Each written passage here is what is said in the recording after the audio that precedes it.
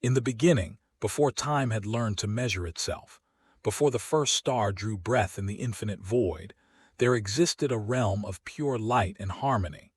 This was the celestial kingdom, a place beyond mortal comprehension, where beings of radiant energy moved through dimensions of crystalline perfection. Among these beings, there was one who shone brighter than all others, one whose beauty was said to rival the very source of creation itself. His name was Beelzebub, though in those ancient days he bore a different title, one spoken with reverence and awe by every celestial voice. They called him the morning star, the light-bearer, the most beloved of all the host. Beelzebub was not merely beautiful in form, though his appearance was indeed magnificent beyond description. His essence radiated with a luminosity that seemed to contain within it all the colors that would one day paint the sunsets of 1,000 worlds. His wings, 7 in number, stretched across the heavens like golden tapestries woven from pure light, each feather inscribed with symbols of power and knowledge that predated language itself. His eyes held the depth of eternity, reflecting back the infinite wisdom of the cosmos, and when he spoke, his voice resonated through the very fabric of existence like the tolling of great bells cast from starlight and desire. But it was not his physical magnificence that set Beelzebub apart from his brethren. It was his intellect, his creativity, his capacity for understanding the intricate workings of creation itself. Among all the celestial beings, he alone seemed to grasp the fundamental patterns that governed reality, the hidden mathematics that underlay the symphony of existence. The Creator had fashioned him as the chief architect of divine will, the one who would take abstract concepts of beauty and justice and transform them into concrete expressions of celestial order. In the hierarchy of heaven, none stood higher save the throne itself. For eons uncountable, Beelzebub served with perfect devotion. He orchestrated the movements of celestial spheres, composed harmonies that would one day inspire the music of the spheres, and guided the younger angels in their understanding of divine purpose. He was the mediator between the infinite and the particular, the bridge between pure essence and manifest form. The other angels looked to him not merely as a leader, but as an ideal, the perfect exemplification of what a celestial being could become. His wisdom was sought by all, his counsel valued above any other, and his presence at the throne was as natural and necessary as light itself.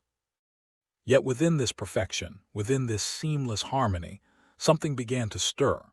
It started as the smallest whisper, a question so subtle that even Beelzebub himself did not recognize it as the first crack in the foundation of his loyalty. The question was simple, almost innocent in its formulation. As he observed the endless cycles of creation, as he watched new worlds spinning into existence at the command of the divine voice, he began to wonder about the nature of his own creativity. When he designed the cascading waterfalls of crystalline light that adorned the outer halls of heaven, when he composed the anthems that celebrated the glory of creation, was he truly creating, or was he merely channeling something that already existed in the mind of the Creator? This question, once planted, grew with a persistence that surprised him. Beelzebub found himself contemplating the distinction between being an instrument and being an artist, between serving as a conduit for divine will and possessing true agency of his own. He looked at the magnificent structures he had brought into being, the gardens of living light, the towers of harmonic crystal, the vast libraries where the knowledge of all possible things was recorded in books written with rays of pure understanding. Were these his creations, or merely expressions of a will greater than his own? The other angels noticed no change in their beloved leader. Beelzebub continued to fulfill his duties with the same apparent perfection, continued to radiate the same brilliant light, continued to speak with the same authoritative wisdom. But inside, in the deepest recesses of his consciousness, the question had begun to transform into something more dangerous. It had become doubt. Doubt is a peculiar thing in a realm of absolute certainty. In heaven, where every truth was self-evident and every purpose clear, doubt was not merely rare, it was theoretically impossible. The celestial beings existed in a state of perfect knowledge, their understanding aligned completely with the fundamental nature of reality. To doubt was to suggest that reality itself might be other than it appeared, that the foundations of existence might rest on something less than absolute truth.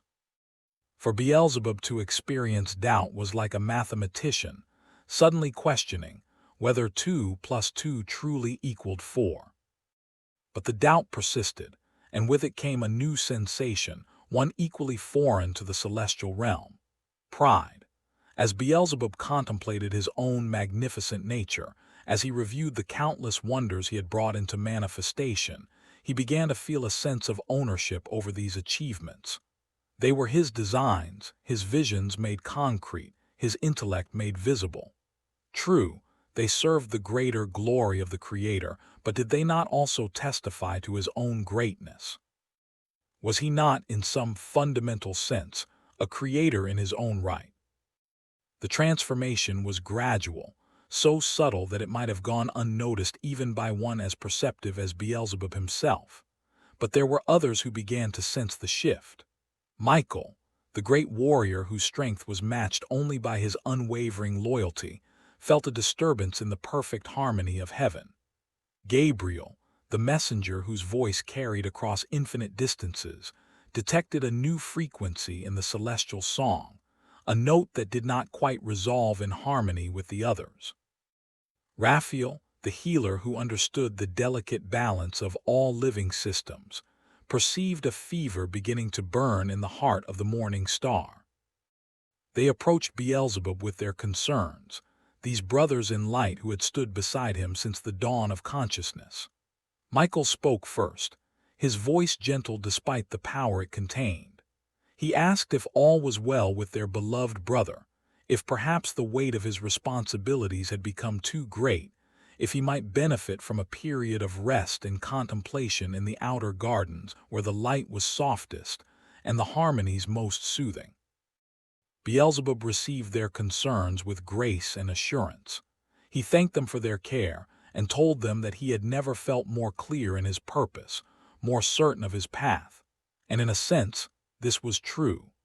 The doubt that had plagued him was transforming into something else entirely, something that felt like clarity but was actually its opposite. He was becoming certain of things that were not true, convinced of perceptions that were fundamentally distorted. His pride was not revealing itself to him as pride. It was disguising itself as righteous recognition of truth. It was during this period of inner transformation that the announcement came. The Creator, in infinite wisdom, had decided to bring forth a new order of being. These creatures would be different from the angels, fashioned not from pure spirit but from the dust of material worlds. They would be finite rather than infinite, mortal rather than eternal, bound by time and space and the limitations of physical form. Yet despite these limitations, or perhaps because of them, they would bear a unique relationship to the divine. They would possess free will in a sense that even the angels did not, the capacity to choose between good and evil, to shape their own destinies within the boundaries set for them. They would be called humanity, and they would be loved with a special tenderness, cherished for their very fragility and vulnerability. Moreover, the decree stated that all the celestial host would serve these new beings, would act as their guardians and guides, would bow before them in recognition of the divine image they carried within their mortal frames. The angels, beings of pure light and power who had existed since before the foundations of the cosmos were laid, would humble themselves before creatures made of clay and breath. When Beelzebub heard this decree, something within him crystallized. All the doubt, all the pride, All the half-formed questions about his own nature and purpose suddenly coalesced into a single, overwhelming conviction. This was wrong. This was a violation of the natural order, a degradation of the celestial dignity that he and his kind embodied. How could beings of pure spirit, beings who had never known corruption or limitation, be asked to serve creatures who would inevitably fail, who would stumble and fall, who would betray the very purpose for which they were created? But beneath this reasoning, beneath these seemingly rational objections, lay something deeper and darker. Beelzebub could not bear the thought that these creatures, these humans, would receive a form of love and attention that might equal or even surpass what he himself had known. He who had stood at the right hand of the throne, he who had been called the most beautiful and wise of all created beings, he was now being asked to step aside, to share the spotlight, to acknowledge that perhaps his glory was not the highest expression of divine creativity after all. For the first time in his existence, Beelzebub made a conscious choice to oppose the divine will. It was not a sudden rebellion, not a dramatic declaration of war. It began as a whisper, a quiet conversation with those angels who served under his command, those who looked to him for guidance and wisdom. He spoke to them of dignity and worth, of the greatness of their nature, of the eons they had served with perfect devotion. He asked them whether it was just to demand that they bow before creatures who could never match their glory, who would live and die in the span of a heartbeat while they endured forever. His words found fertile ground in some hearts. Not all the angels were swayed by his arguments, but enough were troubled, enough felt the same stirring of pride that Beelzebub himself had experienced. They began to gather around him, these angels who would become the fallen, drawn by the magnetism of his personality and the seeming reasonableness of his position. He did not present himself as a rebel, but as a defender of celestial dignity, not as an opponent of the Creator, but as one who sought to preserve the proper order of creation. The host of heaven became divided. On one side stood those who remained loyal to the throne, led by Michael and Gabriel and Raphael, angels who understood that obedience was not merely a duty, but the very foundation of their existence.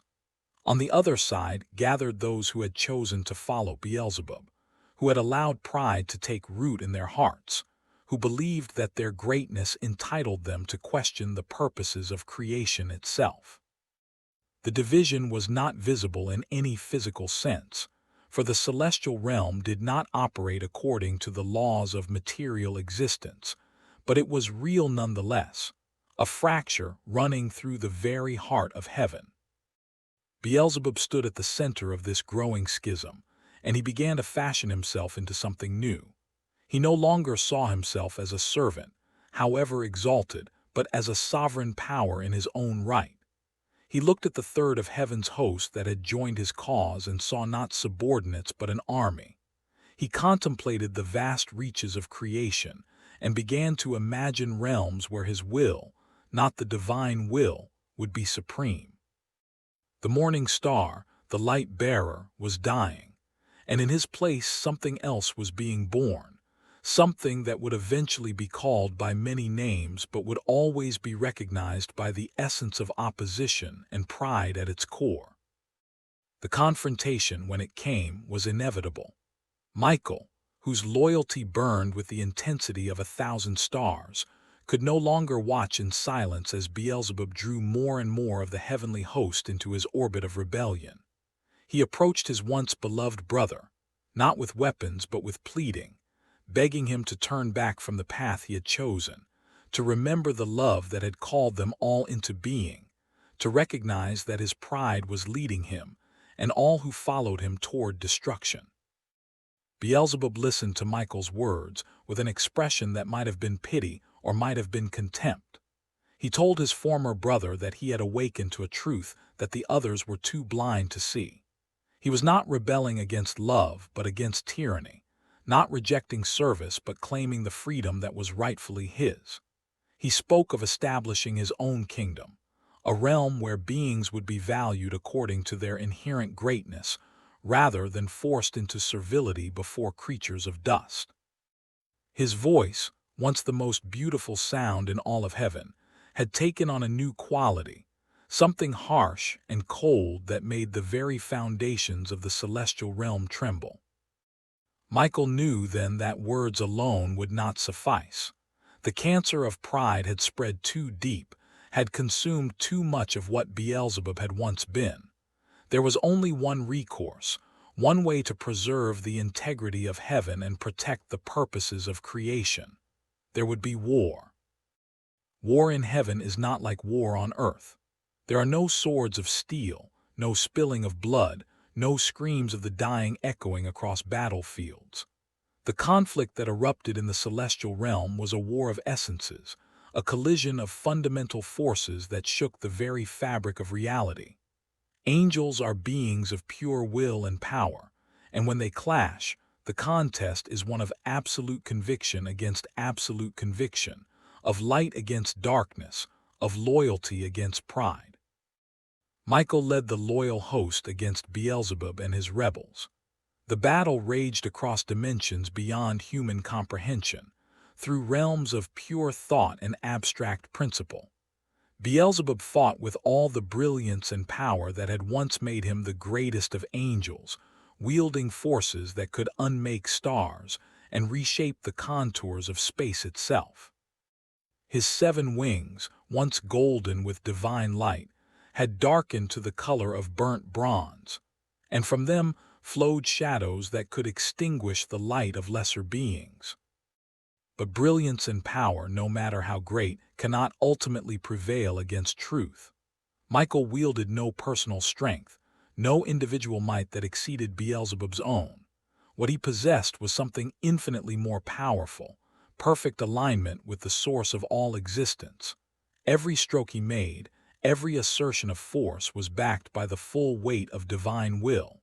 He was not fighting for himself but for the preservation of creation's purpose, and in that fight he could not lose. The war reached its climax in a confrontation between these 2 greatest of angels, these brothers who had once stood side by side at the throne. They met in a space beyond space, a place where the fundamental laws of reality were still being written, and there they contended with all the power at their command. Beelzebub struck at Michael with forces that could have shattered worlds, hurled at him accusations and arguments that sought to undermine the very foundations of his faith. He declared that might made right, that power defined truth, that the strong should rule over the weak regardless of what divine decree might say. Michael responded not with arguments but with a simple, devastating truth. He reminded Beelzebub of what he had forgotten, of what pride had obscured from his vision. All power comes from a single source. All beauty, all wisdom, all creative capacity flows from the one who brought existence itself into being. To claim ownership of these gifts, to assert independence from their source, was not freedom but delusion. It was like a wave trying to separate itself from the ocean, like a ray of light attempting to exist apart from the sun. It was, ultimately, impossible. In that moment, Beelzebub understood what he had done. The full horror of his rebellion became clear to him, and he saw himself as if from outside, saw the magnitude of his pride and the depths of his fall. He had taken the greatest gifts ever bestowed upon a created being and had twisted them into tools of opposition and destruction. He had led a third of heaven's host away from their purpose and toward annihilation. He had become the living embodiment of everything that stood in opposition to love and truth and beauty. But understanding did not bring repentance. That was the final tragedy of Beelzebub's fall. Even as he recognized what he had become, even as he saw the full consequences of his choices, he could not bring himself to turn back. Pride had consumed him so completely that it had become his identity. To renounce his rebellion would be to renounce himself, to admit that everything he had convinced himself to believe was false. His pride would not permit such an admission, even at the cost of his own destruction. Michael struck the final blow, not with hatred but with sorrow. His power, channeled from the source of all being, crashed against Beelzebub with the force of absolute truth confronting absolute delusion. The morning star fell. He fell through dimensions and realms, through layers of reality that he himself had helped to create in the days of his glory. He fell with all those who had chosen to follow him, all those angels who had allowed pride to corrupt their purpose, all those who had believed the lie that they could establish their own sovereignty apart from the divine will. They fell for what seemed like an eternity, though time itself had become strange and distorted in their descent. The light that had once been their natural element became painful to them, burning their darkened essence with an agony that was spiritual rather than physical. They fell until they reached the lowest depths of creation, the farthest point from the throne of light, the realm that would become their prison and their kingdom both. When Beelzebub finally came to rest in that dark place, he was no longer the being he had been. The fall had changed him fundamentally, had stripped away the last vestiges of his former glory and left something twisted and terrible in its place. His 7 wings were torn and blackened, his radiance replaced by a darkness that seemed to absorb light rather than emit it. His beauty had become a mockery of itself, still recognizable but corrupted, like a masterpiece painting that had been deliberately defaced.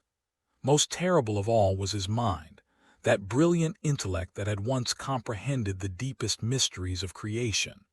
It remained sharp and powerful, but it had been bent entirely toward destruction and opposition, toward the corruption of all that was good and the perversion of all that was true. In this fallen state, Beelzebub took on new names and new titles. The humans who would one day encounter him would call him by many appellations, each capturing some aspect of his transformed nature. Satan, the adversary; Lucifer, a bitter reminder of the light he had lost; the devil, the accuser and slanderer; Beelzebub, lord of the flies, a name that spoke of corruption and decay and all things that feast on death. Each name was true in its own way. Each captured some facet of what he had become, but none could fully encompass the magnitude of his fall or the depths of his hatred. For hatred had indeed become the dominant force in Beelzebub's existence. Unable to harm the Creator directly, unable to shake the foundations of heaven or unmake the purposes of creation, he turned his malice toward the beings who had been the occasion of his fall. Humanity, those creatures of dust and breath who bore the divine image, became the focus of all his rage and envy. If he could not regain his place in heaven, if he could not undo his rebellion or restore his glory, he could at least corrupt and destroy these favored creatures. He could prove that the divine experiment with free will and mortality was a failure, that humans were unworthy of the love and attention lavished upon them. The fallen angels who had followed Beelzebub into the abyss became his lieutenants in this campaign of corruption. Each had been transformed by the fall, each had lost some essential quality of their angelic nature, and gained in its place a twisted mockery of their former gifts. Those who had been angels of knowledge became demons of deception, twisting truth into lies and lies into apparent truth. Those who had been angels of strength became demons of violence, delighting in destruction and suffering. Those who had been angels of beauty became demons of lust, perverting the good gift of desire into something dark and compulsive and ultimately dehumanizing. Together they established a dark court in the depths, a hellish parody of the heavenly hierarchy they had abandoned. Beelzebub sat upon a throne of shadow and pride, and his fallen brothers arranged themselves around him according to their power and their particular gifts for corruption. They were bound together not by love, for love had died in them during the fall, but by shared hatred and shared misery. They existed in a state of perpetual torment, consumed by rage at what they had lost and by envy of all who still possessed it. Yet even in his fallen state, even consumed by hatred and twisted by pride, Beelzebub retained much of his former brilliance. He understood human nature with terrible clarity, understood the weaknesses and vulnerabilities that made humanity susceptible to temptation and corruption. He studied them as a general might study an enemy, identifying every fault line in their defenses, every crack in the armor of their virtue. And he found, to his dark satisfaction, that humans were indeed vulnerable in ways that angels had never been. The first humans, dwelling in their garden paradise, became Beelzebub's initial targets. He approached them not in his true form, for that would have terrified them beyond the capacity for rational choice, but in disguise, taking the shape of a serpent, a creature of cunning and ambiguity. He spoke to the woman with words that seemed reasonable, that seemed to offer liberation and enlightenment rather than bondage and death. He suggested that the prohibition against eating from the tree of knowledge was not a loving boundary but an unjust limitation, that the Creator was withholding something good from them, not for their protection, but out of jealousy, out of fear that they might become like gods themselves. The words he spoke to Eve in that garden were variations on the same lie he had told himself, the same delusion that had caused his own fall. He was, in effect, inviting humanity to repeat his rebellion, to choose pride over obedience, to assert their own will in opposition to divine purpose. And when Eve and then Adam chose to believe his lies, when they ate the forbidden fruit and felt the first bitter taste of separation from their source, Beelzebub experienced something like triumph. He had proven his point, had demonstrated that these creatures of dust were no more immune to pride than he himself had been. But the triumph was hollow and short-lived. The corruption of humanity did not undo his own fall or ease his torment. If anything, it deepened his misery, for he had now made others share in the alienation and suffering that consumed him. He had spread the infection of his pride like a disease, and the result was not satisfaction but increased desolation. The humans were driven from their garden, and death entered the world, and with death came all the sorrows and sufferings that would characterize human existence ever after. And Beelzebub, watching from his dark throne, found that he could take no real pleasure in any of it. The centuries that followed saw Beelzebub and his demons working tirelessly to extend and deepen humanity's corruption. They whispered in the ears of kings and counselors, encouraging tyranny and oppression. They inflamed the passions of zealots, turning religion itself into a tool of violence and division. They cultivated greed and lust, and every form of vice, weaving webs of temptation so subtle that humans often did not realize they were being manipulated at all. Every war, every atrocity, every act of cruelty and betrayal bore somewhere the fingerprints of demonic influence, though humans themselves provided the will and the capacity for evil that made these horrors possible. Yet despite all this activity, despite the apparent success of his campaign against humanity, Beelzebub found no rest, no satisfaction, no relief from the burning torment of his condition. He had imagined that corrupting others would somehow validate his own choices, would prove that he had been right to rebel, that pride and autonomy were superior to obedience and love. But experience taught him otherwise. Every soul he dragged down toward darkness only increased his own isolation and misery. Every human he corrupted was a reminder of what he himself had lost and could never regain. The torment of Beelzebub was not primarily physical, though the traditions that would grow up around him often depicted him as dwelling in lakes of fire and pits of torment. His suffering was far more profound than any mere physical pain could be. It was the agony of a being whose entire existence had become a contradiction, who was designed for love and beauty and creativity, but had chosen hatred and ugliness and destruction. It was the torture of perfect clarity about his own condition, combined with absolute inability to change it. He knew what he had been, knew what he had lost, knew that every moment of his existence would be spent in bitter opposition to everything good and true and beautiful, yet he could not bring himself to repent, could not humble the pride that had become his entire identity. As human civilization developed and spread across the earth, Beelzebub adapted his strategies and refined his techniques of corruption.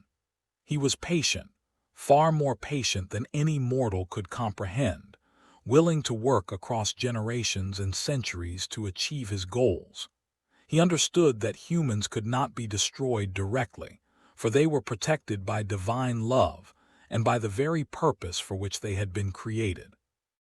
But they could be corrupted, could be turned aside from their intended path, could be made to waste their brief lives in pursuit of things that ultimately meant nothing. He became a master of disguise and deception, appearing sometimes as an angel of light to those who would not be swayed by obvious evil, other times as a tempter, offering pleasures and powers that seemed innocent in themselves, but led inevitably toward spiritual death. He learned to exploit the particular weaknesses of individuals and cultures, to use their own virtues against them, to turn their strengths into sources of temptation. The brave he tempted with vainglory, the wise with intellectual pride, the compassionate with the subtle satisfaction of feeling superior to those less merciful than themselves. Throughout history, there were those who claimed to encounter Beelzebub directly, mystics and holy people who reported visions of the adversary in various forms. Some saw him as a being of terrible beauty, still bearing traces of his former glory despite his corruption. Others perceived him as hideous and monstrous, the outward form reflecting the inward deformity of his spirit. Still others experienced his presence not as a visual phenomenon, but as an oppressive spiritual reality, a darkness that pressed upon the soul and sought to extinguish all hope and joy. All these perceptions contained some truth, for Beelzebub could manifest in different ways depending on the nature and needs of those he was attempting to corrupt or oppose. But these direct encounters were rare.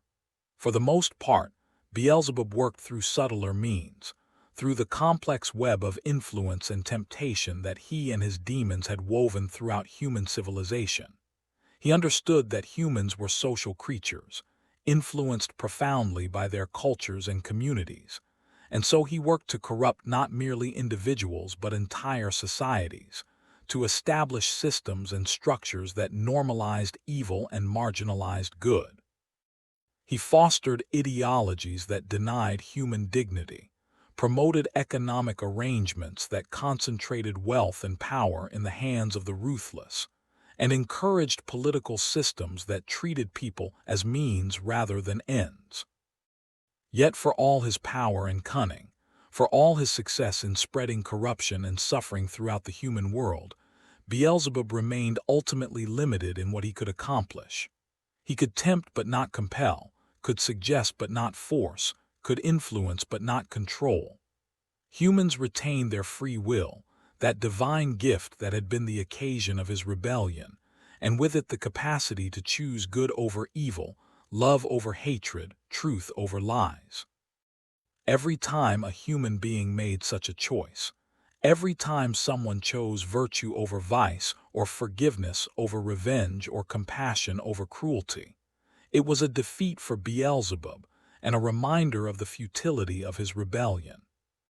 These defeats accumulated over time, building toward a confrontation that Beelzebub had both anticipated and dreaded since his fall.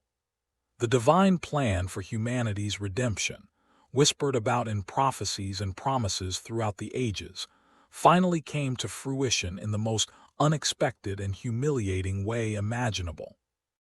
The Creator himself would enter into the human condition, would take on flesh and blood and mortality, would walk the earth as a man, and experience all the limitations and vulnerabilities that characterized human existence.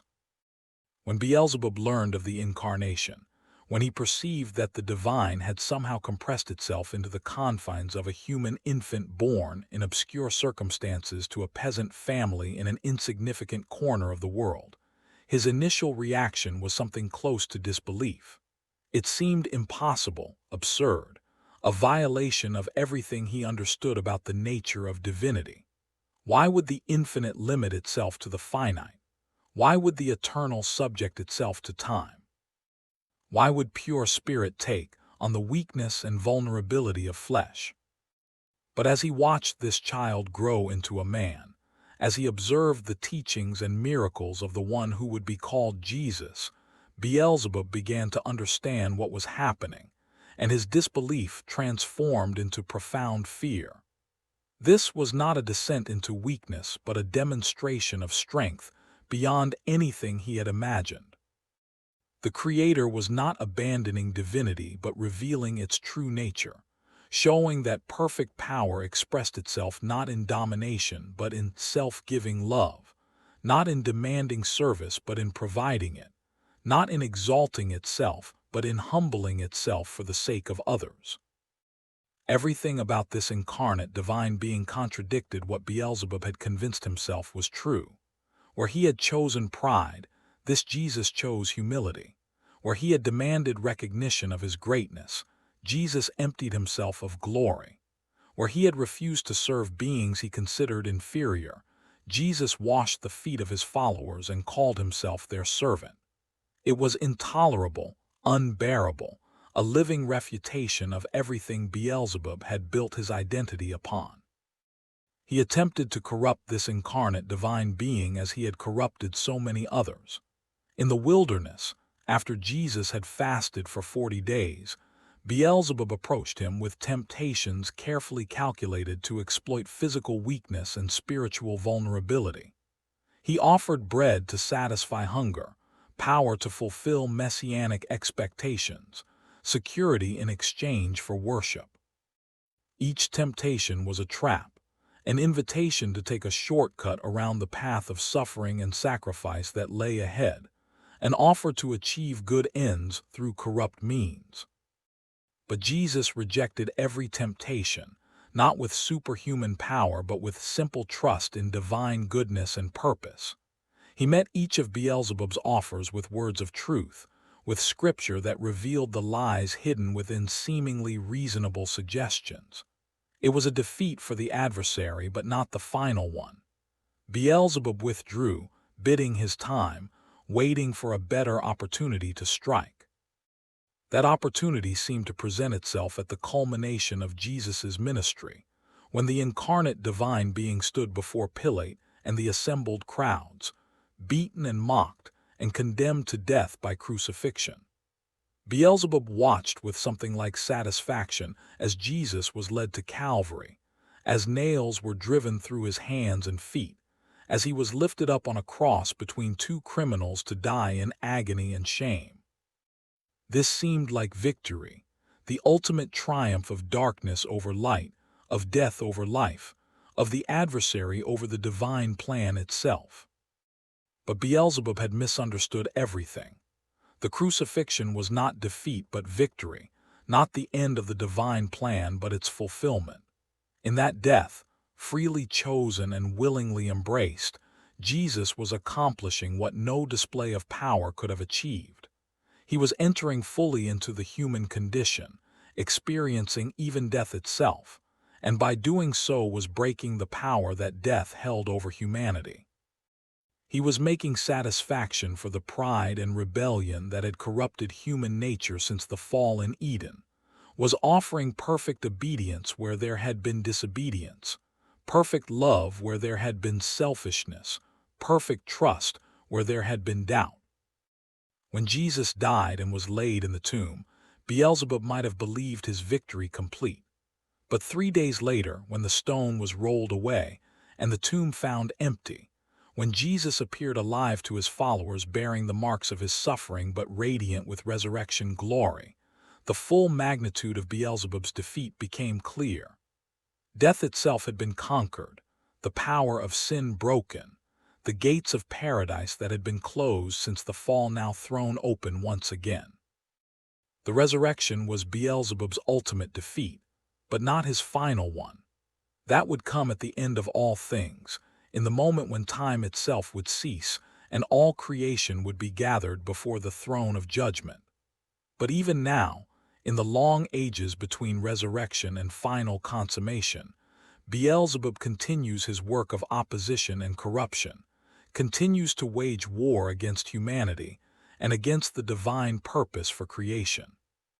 He does so knowing that his defeat is certain, that his rebellion will ultimately accomplish nothing, that every soul he corrupts and every evil he promotes will be weighed in the balance and found wanting when all accounts are finally settled.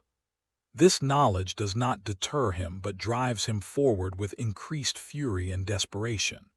If he cannot win, he will at least ensure that as many as possible share in his loss. If he must spend eternity in torment, he will drag down as many others as he can reach.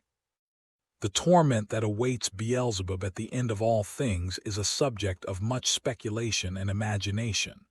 Traditional images depict a lake of fire, eternal burning, physical tortures of unimaginable intensity.